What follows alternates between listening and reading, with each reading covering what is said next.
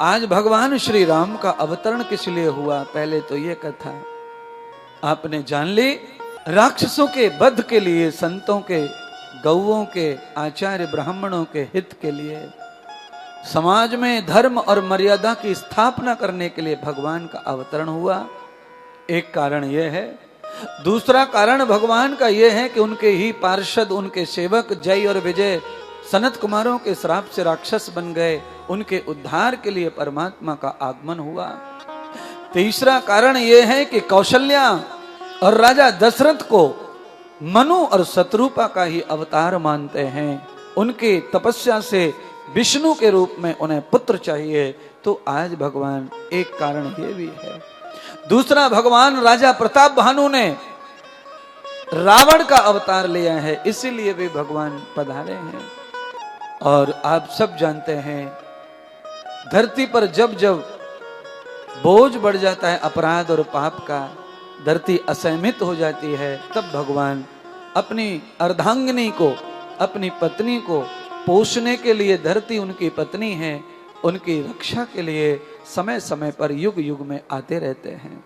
भगवान का जन्म, अध्ययन और भगवान का यज्ञ रक्षा और भगवान का विवाह और मेरे परमात्मा का 14 वर्ष का तप वनवास के रूप में जब हुआ, तो भगवान 14 वर्ष के वनवास गए तो निषाद जैसे परम भक्त को पाया, जो अपना राज्य, अपनी संपत्ति, अपना एक एक जिंदगी का कोना राम जी को समर्पित कर रहा है।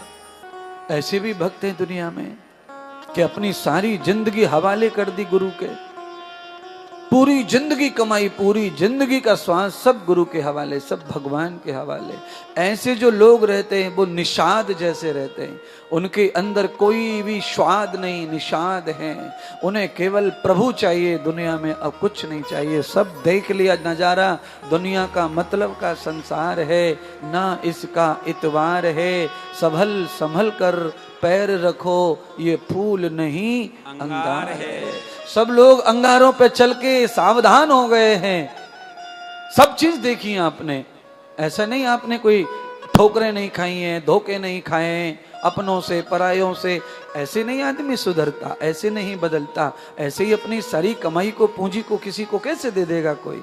भाई, अपने बाल गोपाल, अपने बेटा बेटी को देने के लिए बाप 100 बार सोचता है, और अपनी सारी संपत्ति भगवान को दे दे, गुरु को दे दे, कैसे दे देगा? बहुत कुछ दुनिया को देखा होगा, सीखा होगा, समझा होगा, तब जाके किसी पुण्य का, पिछले जन्मों का कोई प्रताप, साहस काम आता है, तब आदमी ऐसा सत्कर्म कर पाता है, समर्पण कर पाता है, तब जाके वो भगवान का, गुरुदेव का बन पाता है महाराज।